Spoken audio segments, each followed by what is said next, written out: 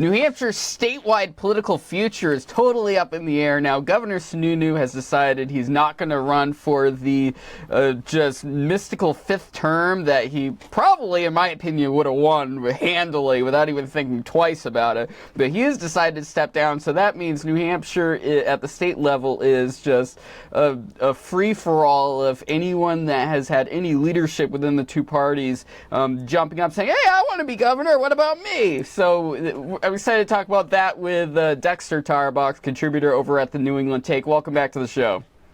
Hey, AJ.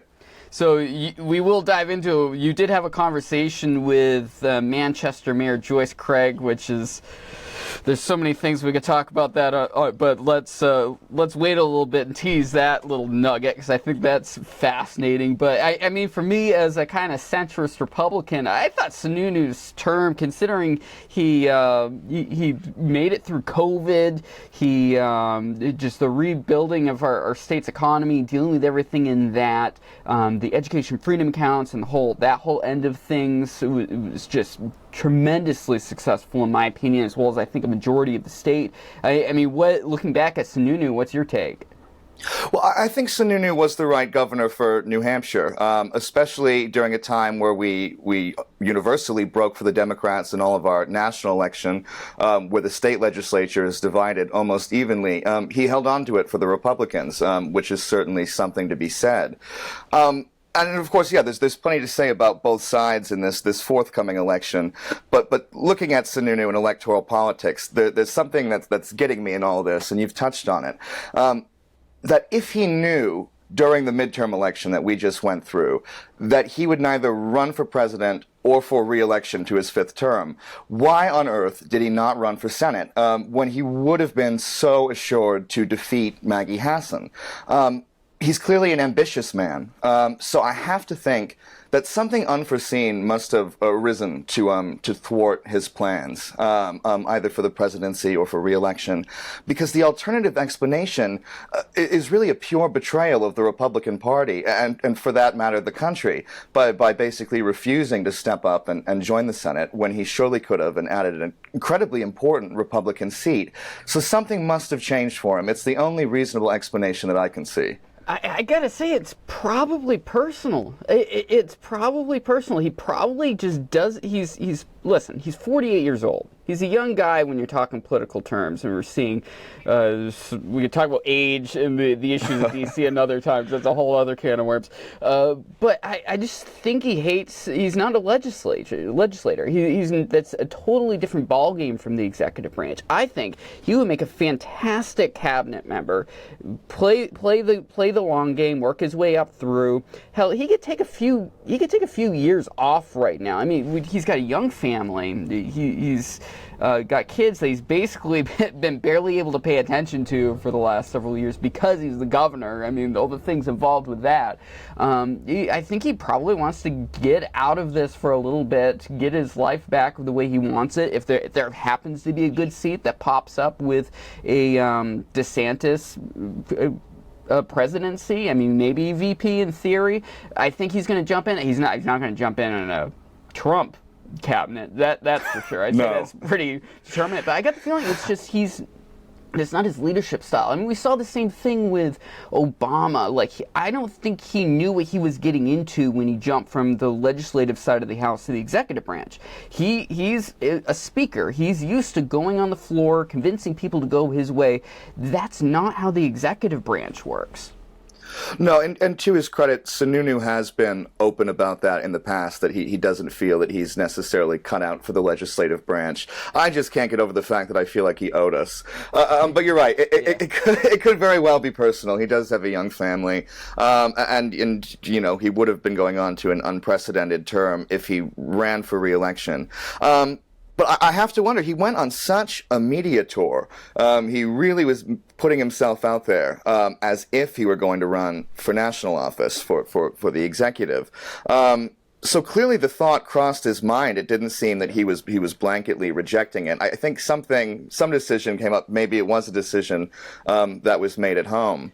But something seemed to have changed. Yeah, that's if I have to fault Sununu in one thing specifically, is he seems to take a long time to make a decision on things like this, which is very problematic for the party as a whole, where they don't know what direction to do. Should they be dumping their support behind another person or not? Should they be continuing to support Sununu with his showing up on CNN every 5 seconds and things like that, which in theory, when you're talking the general election, if he's going to run for president, is fantastic. If you're going to be running for federal office, is fantastic. But he's not after all this, and it's very confusing as someone that's plays punditry here on the internet. It's like, what is he doing? What's his end goal here? Like, this is hurting the Republican establishment, which in theory I'm usually on board with, but this is just counterproductive. Well, and it's true. It's left the Republicans in a bit of a sticky situation because, now, of course, on the Republican side, we have Kelly Ayotte and Chuck Morse are the two who have really emerged. And I mean, of course, Kelly, having been a U.S. senator, she has the higher profile, and she's raised a not insubstantial amount of cash in anticipation of Sununu making this decision not to run. But, Morse, he also elevated his repute when he ran in the last midterm primary, albeit he lost. And of course, he's well known amongst the sort of New Hampshire politicos, if he's not somewhat boring. Of course, Ayotte, on the other hand, we were left with these two choices, and Ayotte does have some strong sort of neocon tendencies, which are hard to love given the current state of affairs. But those aren't issues which are necessarily relevant to the office of the governor. So I think ultimately she's going to be the one who emerges as the front runner on the Republican side. And it seemed like she was prepared for this day, even though Sununu kind of left us in the lurch waiting. The problem with Morse is, I don't know, like as someone that hasn't necessarily started paying attention to state-level politics until the last couple of years, I have no idea about the guy. I don't know anything about him. I'd say a majority of people have no idea who he is except for hearing his name occasionally in local newscasts and things like that. Ayotte definitely, between the two of them, definitely comes across like a stronger candidate overall. She was a former attorney general. It seems like she's well aware of how the executive branch operates, which I think is very important. There's been many attorneys generals that have been presidents, governors, all sorts of positions in the executive branch. Something that was brought up in the NH Journal podcast, I can't remember who said it, whether it was Jim Merrill, Jason Osborne, or Michael Graham, who runs the outlet, said that something to also keep in mind is Ayotte hasn't won an election since 2010. And the last election, which she did not win, was a total flop. She lost to Hassan, which has turned out to be someone who everyone forgets exists over in D.C. It's like she magically pops up. Historically, New Hampshire and Maine senators are seen as leadership for somehow in D.C. They always end up working their way up. These little states up in New England end up highly respected. No one knows who Hassan is. And Ayotte, after one term as an incumbent, it was kind of in the same boat also, and doesn't really stand out. I mean, she's really going to have to work her way up. She's got the MAGA supporters that hate her guts because of what happened at that last election. I mean, conservatives say what you want about Chris Ryan. I mean, his call out on her on that debate was brutal. It's true. It is worth noting, though, that when she lost to Maggie, as I recall, it was a very narrow loss. Yeah. She wasn't crushed. I think it came down to a little over 1,000 votes. Which I guess is still a brutal loss if you're the sitting senator. Yeah. But no, I forgive her for her sort of waffling on Trump. I know that people on the MAGA side may hold that against her. But she was a cookie cutter Republican when she was in the Senate, and she didn't particularly distinguish herself. But she didn't do anything policy wise that I think should actually set off proper Trump supporters who look at the issues. So the other conservative, or Republican, I should say, that's kind of seen as a possible contender in theory and will likely make an announcement eventually just because of who he is Education Commissioner Frank Edelblut, who I actually had an interview with on the channel a couple weeks ago at the Americans for Prosperity event on education, Pints and Policy, which is a very interesting conversation. I think he's burned way too many bridges with every Democrat and is puts himself out there so much that it's like, I don't know how that's going to work. I mean, do you have any opinions on him? Because I know his name's going to be thrown around a bunch. I'm a big fan of Edelblut. I think during the last gubernatorial debates when he ran, he was the clear winner to me. I think he really outshone everyone else who was on that stage. I think he's done very well as the education commissioner, but as you said, that role has thrown him into a lot of controversy that really forecloses any sort of bipartisan support for him. Given how contentious a lot of the educational policies under his administration have been, albeit I, of course, support them, and I think the majority of conservatives certainly do. And that alone might make it tough for him to have a pathway to the corner office.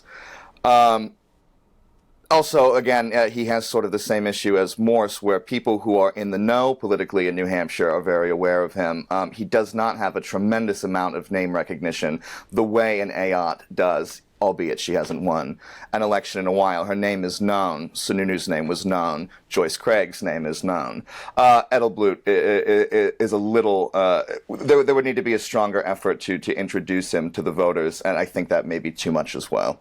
Yeah. I mean, something also that I think is underestimated. Look, full disclosure, I have a paid partnership with Americans for Prosperity. They're on the show once a month. I support a majority of what they put out there, but it's hard to underestimate the popularity of the public education system, generally speaking, for majority of families.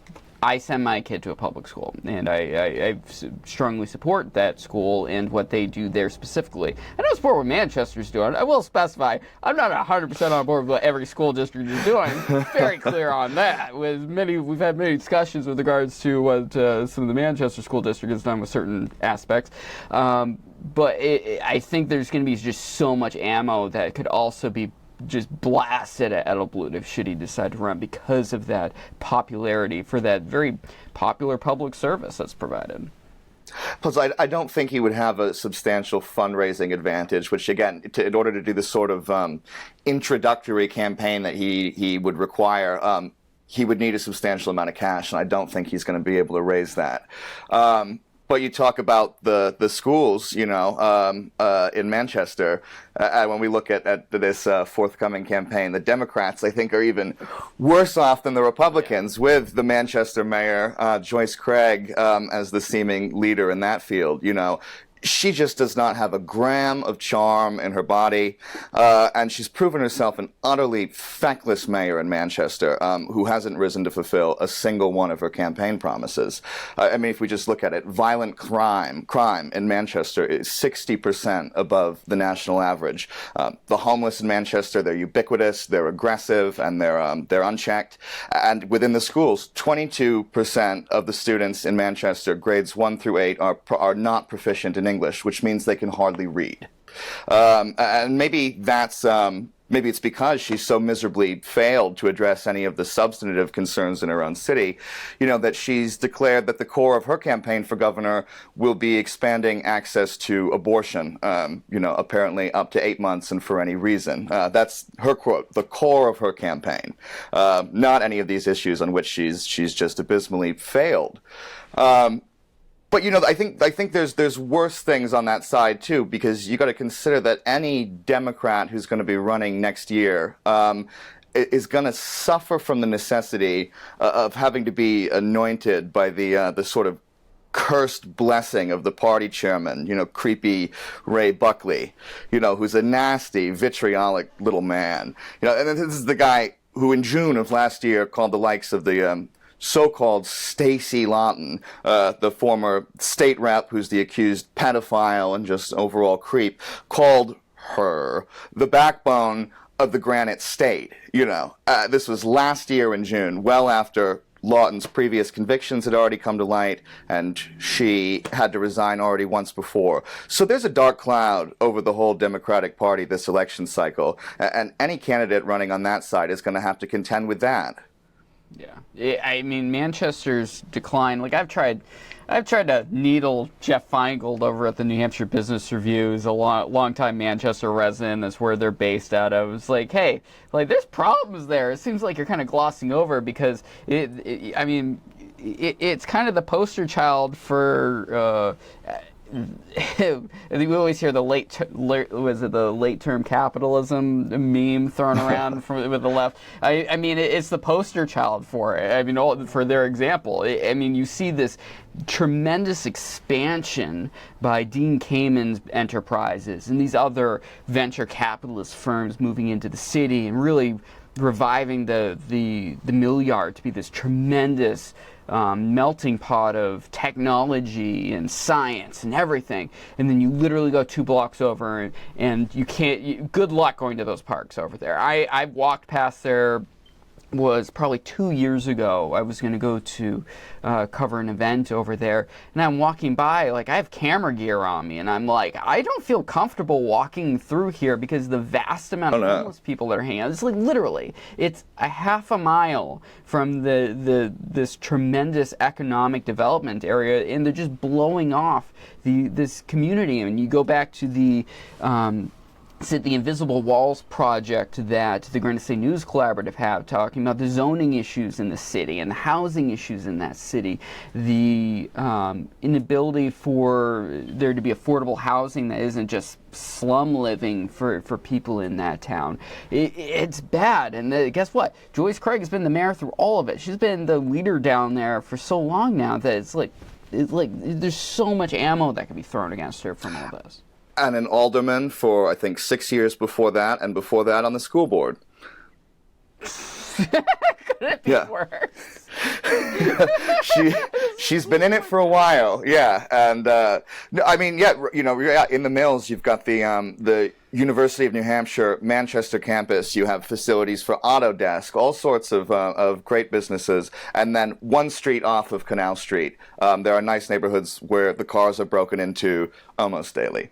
There's almost no buffer zone in between the industry and the complete catastrophe. Yeah, walking down Elm Street does not feel safe, certainly in the evening, to a great many people. I certainly wouldn't carry around any camera equipment or jewelry or change that jingles, because that they are quite aggressive in Manchester as well, because the law enforcement absolutely does not make any effort to check aggressive behavior, criminal behavior even, on the part of the increasing homeless population in Manchester. And again, as I said, there's no division between that part of the community and the prosperous industrial segment of the community, and that has happened very much under her aegis.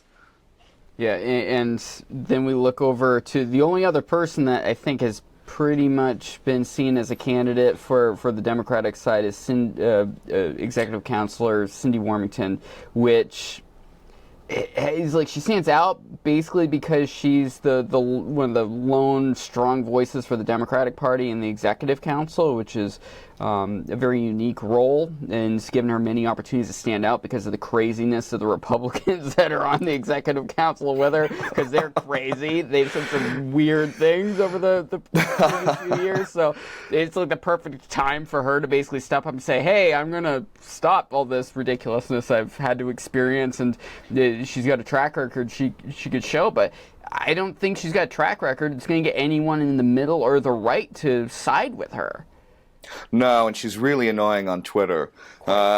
She's very outspoken. But yeah, it's the same problem that I think someone like Edelblut faces, where, if you're in the know about what goes on in Concord, she's got a strong reputation, as you just outlined. But introducing her to the voting public at large would be something that would require a big effort that would need a lot of capital. And I just don't think she's positioned to achieve that. Yeah, so I had her on the show early days of the show when I was on WKXL, and it was a 20-minute interview, so standard interview, and we had a subject we were talking about for the first half, and it wasn't a smooth transition to when she wanted to go to basic Democrat talking points. I'm like, you could tell just there was a shift. Like all of a sudden she's going into, I'm going to give my platform now out of nowhere on women's rights and women's health and things like that, which I don't want, generally speaking, downplay because it's an important topic. But very ham-fisted, and it seems like that's the way she handles most of her political platforms when she has the opportunity to speak. It's not nuanced whatsoever. It's like she's right there with Buckley in them with regards to what she believes. Oh, yeah, there's very little subtlety there. And frankly, neither of the two Democrat frontrunners right now, between Craig and her, are very skilled media operators. I mean, I think a lot of people by now have seen Joyce Craig's first major media interview where she had to beg for a do-over after she wasn't able to answer a very simple introductory question and was very promptly and directly informed by the interviewer that she wouldn't be given one. It was just a very cringeworthy, embarrassing moment. So yeah, neither of them, I think, really have the media chops that they need to succeed in this election. If they do win, it'll be on their party affiliation. Any closing thoughts on the governor's race as it stands at the end of July 2023? Well, obviously a long way to go. So far, it's Ayotte, I think. We'll see what happens. It's a compromise candidacy, I think, but I think that's how it's shaping up.